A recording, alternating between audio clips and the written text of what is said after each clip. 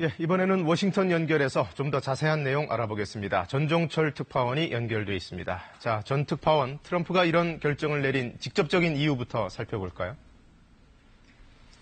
네네, 트럼프 대통령이 회담 취소 이유로 꼽은 건 북한의 적대적 태도입니다. 앞서 펜스 부통령이 북한이 리비아 전철을 밟을 수 있다고 말한 데 대해서 최선희 북한 외무성 부상이 펜스를 정치적 얼뜨기라고 비난하고 회담 재고와 무력 사용 가능성까지 언급했는데요. 백악관 관계자는 회담 취소의 결정적 이유는 북한의 펜스 모욕이었다고 전했고 CNN은 트럼프 대통령이 북한의 무력 사용 시사 발언에 격려했다고 보도했습니다. 네, 이건 어떻게 보면 좀 표면적인 이유고 겉으로 드러나지 않은 숨겨진 사유들도 있을까요?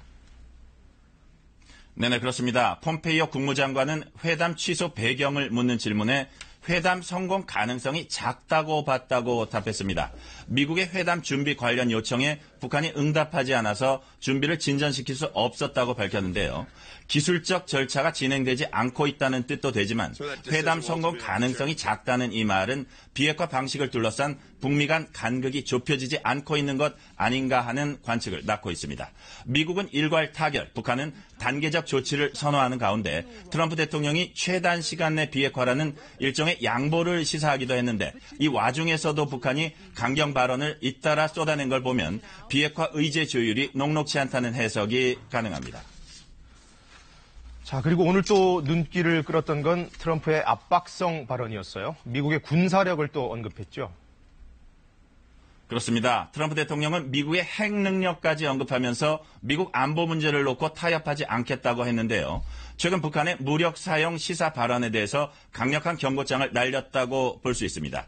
또 북한이 거친 언어로 협상력을 높이거나 벼랑 끝 외교하는 걸 더 이상 용납하지 않겠다는 뜻으로도 해석됩니다.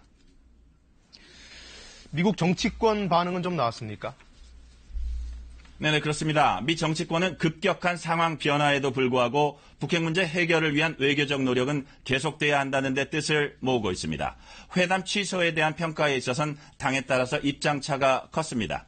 여당인 공화당 의원들은 트럼프 대통령이 믿을 수 없는 북한에 대해 옳은 결정을 했다. 또 대북 압박을 강화해야 한다고 한 반면 민주당 의원들은 트럼프가 준비 부족을 드러냈다. 또 김정은을 세계적 인물로 만들어줬다고 비꼬았습니다. 자, 이제 이 전망 자체가 좀 어렵기는 합니다만 앞으로 회담 어떻게 될까요?